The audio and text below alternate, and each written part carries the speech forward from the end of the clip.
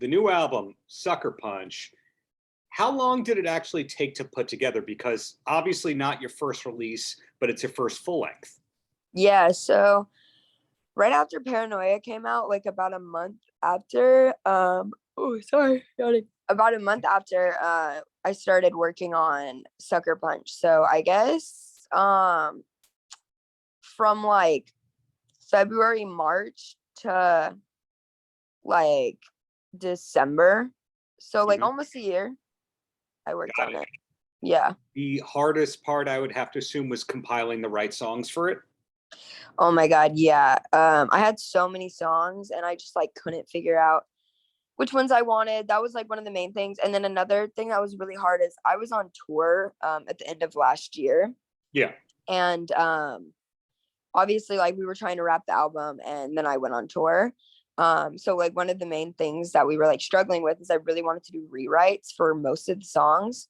So it was supposed to get wrapped way earlier than it was, but it ended up having to keep getting pushed because I had to wait till I got back from tour to go and do all the rewrites. Got it. When in the process of all that did Cages come about? Cages was like, I would say Cages was done like midway through. It was like I did rewrites for that one too. We fully rewrote the verses.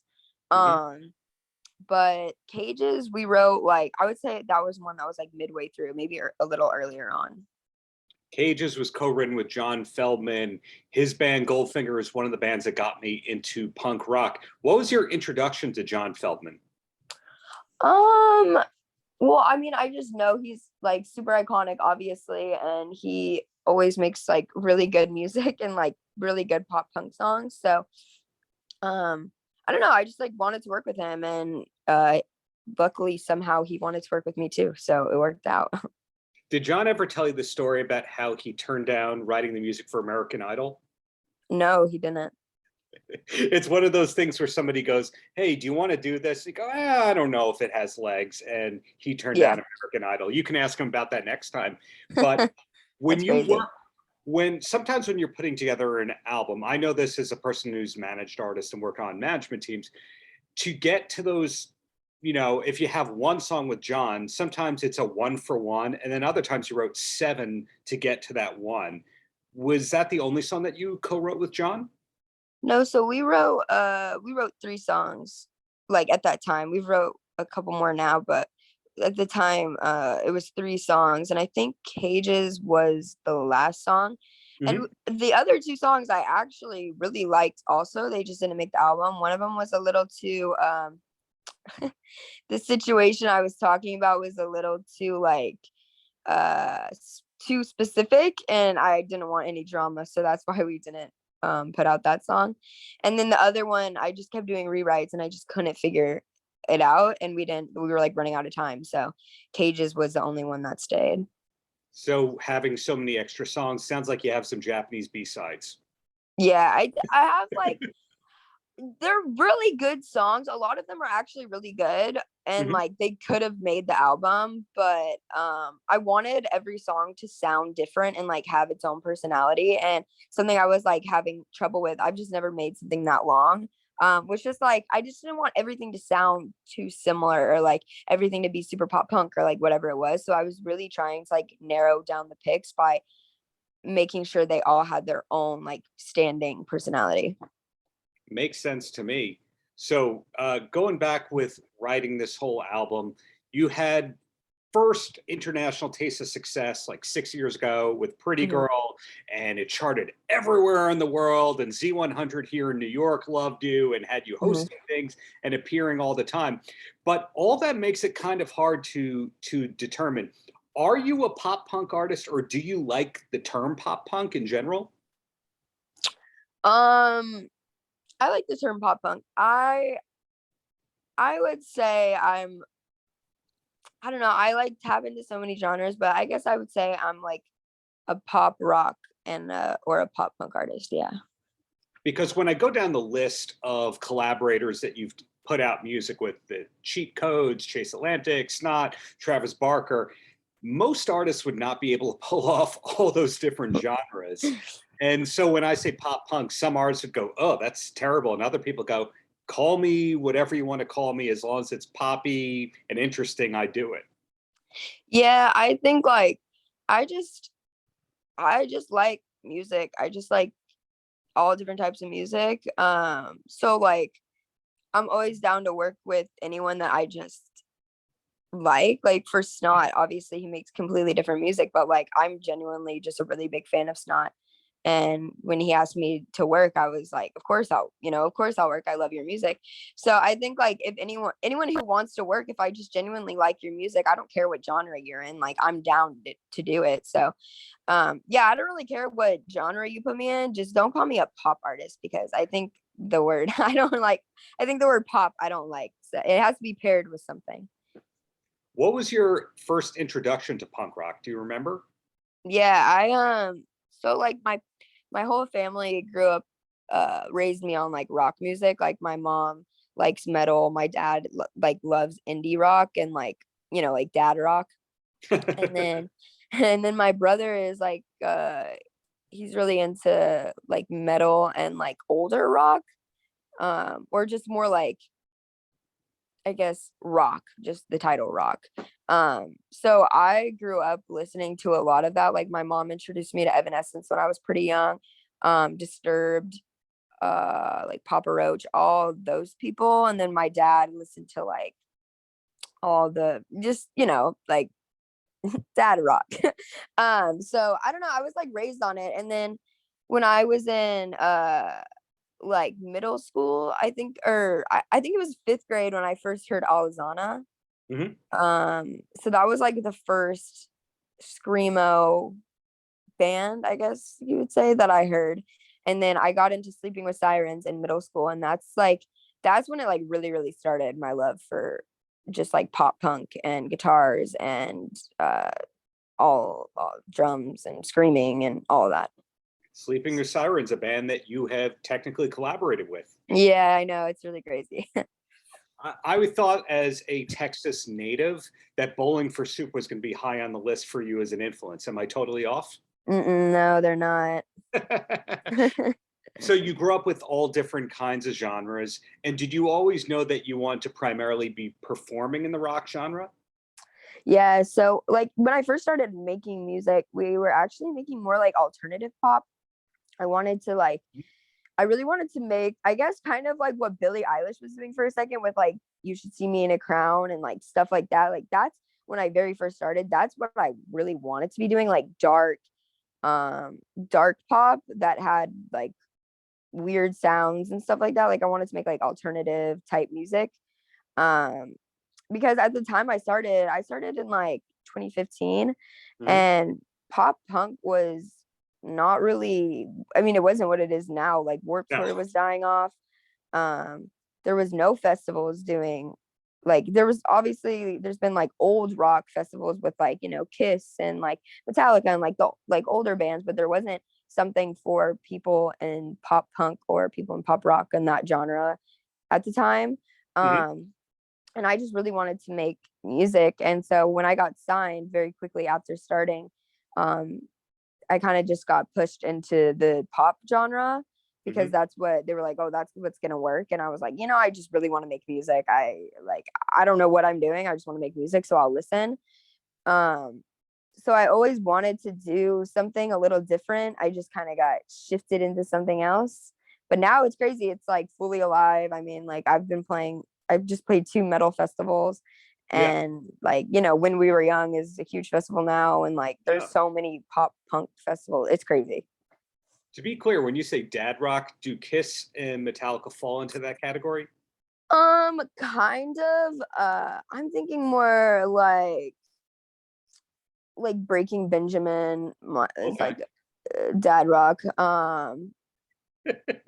I'm Is like trying to think. I'm trying to think of specific. I don't really like. I like dad rock. Like when it comes on, I'll be like, "Oh, I remember when my dad would play the song." But I don't really listen to dad rock.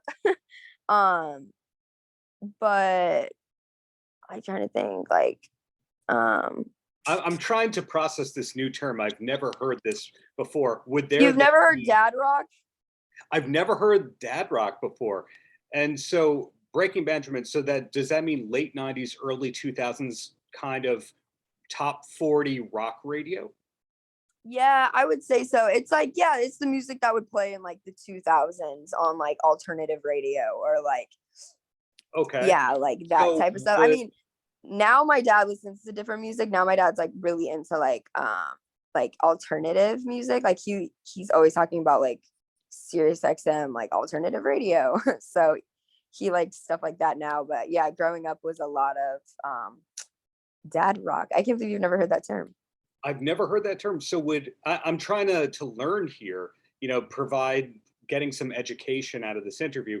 So is My Own Worst Enemy by Lit, is that dad rock? Is Smash Mouth dad rock? Is Creed? I need to okay, like, okay, I got you. Okay, I'm like looking at, I asked my dad the other day, like all the bands he had me on growing up. He is Stain, 3 Days Grace, Nickelback, Linkin Park, Seether, Godsmack. Okay, so I need to cut you off there. Did you ever hear of a singer-songwriter named Butch Walker? I don't think so.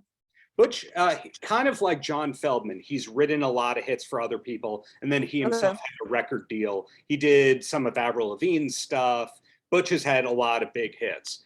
And he jokingly used to call all the bands that you've mentioned mad at your dad rock. Okay. So, yeah. So I think it's kind of like that thing where when someone says hipster, everyone has a different definition of a hipster. So it's like that hipster's calling that hipster a hipster. So, so Maggie, you have provided great education right there. Thank you. So going back here, as I mentioned earlier, Z100 in New York was an early station to embrace you. Any idea how that happened? Was that a record company thing, or did a program director hear you and was blown away by your voice? That's a good question. Honestly, I'm not sure. I think at the time, I didn't really know a lot of what was going on. I just knew I had stuff to do.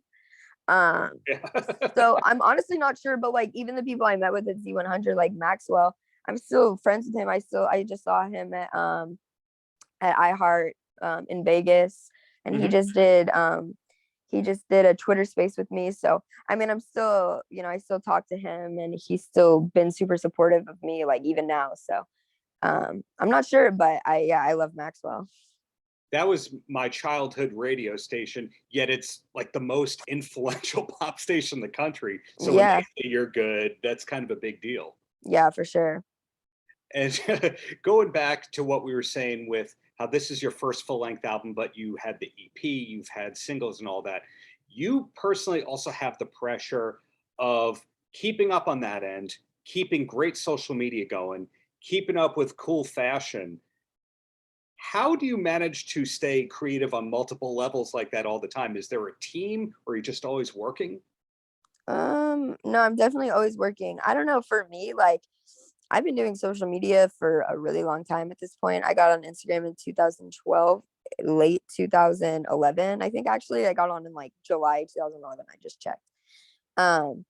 So I've been on social media a really long time. Like I feel like that's something I'm really good at, is like making sure I stay up on just like social media and posting and stuff like that. And for me, like with my style, I just dress how I dress. I've always just dressed how I dress. So I don't think it's something that I think too much into.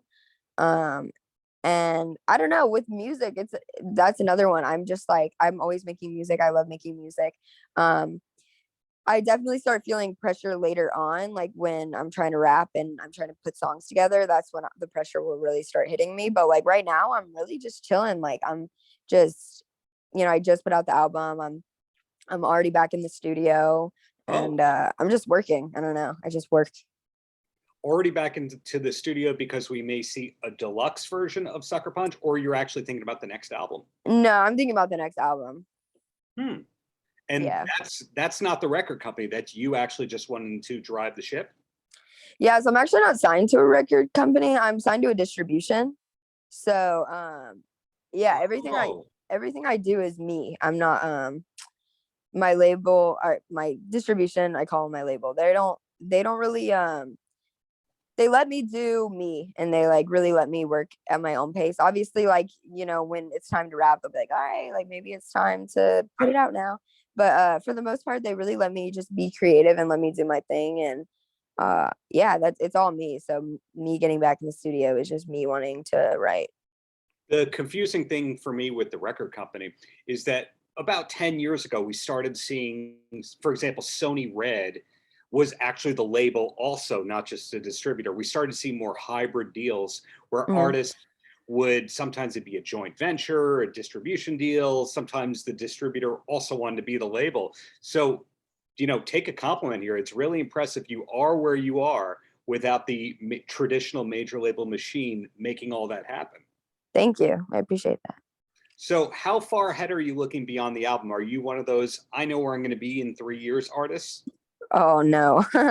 No. I don't like to put like too much pressure on myself.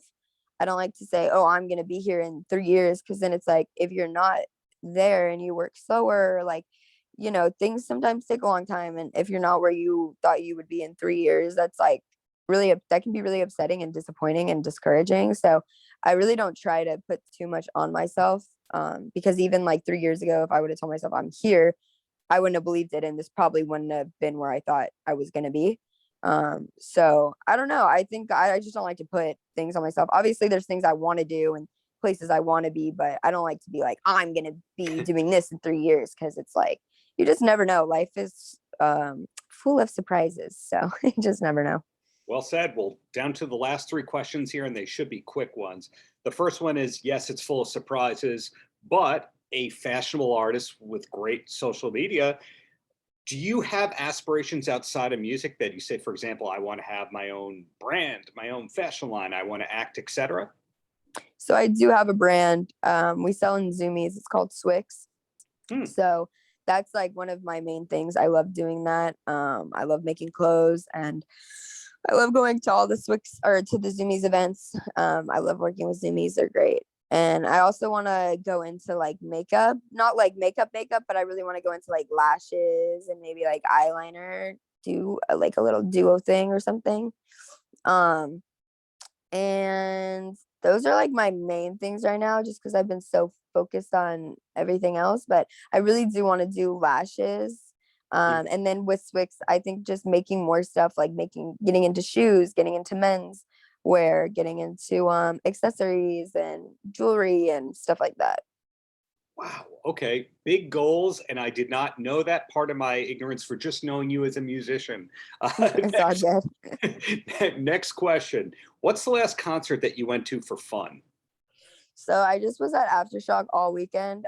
I played Aftershock on Sunday, but it was my brother's birthday on Thursday. So we flew out and stayed the whole weekend. So I guess that was really crazy. I got to see like Slipknot and Papa Roach and My Chem, Evanescence, A Day to Remember. I don't know, just so many, City Morgue. I don't know, it was cool. It was really fun. I haven't been to a festival in a second, so that was really cool. Right. And the last question for you, do you have a TV recommendation you could pass along to somebody who needs a new show to start? Oh, I need a new show to start. I know this one, some people don't like it, some people do like it, but I just finished the Dahmer series. And I'm really interested in true crime. True crime is like super interesting to me. I really wanted to work. If I wasn't doing this, I would probably be a criminal psychologist. So that stuff is like super interesting to me. So I just finished that. And then what is one that's a little bit, I'm in like a scary mood lately, just because Halloween's coming up and stuff. So there's this new TV show I just started. What's it called? It's on Netflix. I don't even know what it's called. It's on Netflix. It's like brand new. If you go to it, it's like a scary show. It's like with a bunch of kids in this, like, they're all like terminal. Midnight Club, yeah. Oh yeah, yep, that's it. So I just started that. There you go. Well, good taste on that. Thank you for the education about dad rock. It's great to compare notes, and looking forward to whatever's to come from you soon. Hope to see you live in New York in the near future, Maggie. Thank you. Thank you so much. Paltrocast.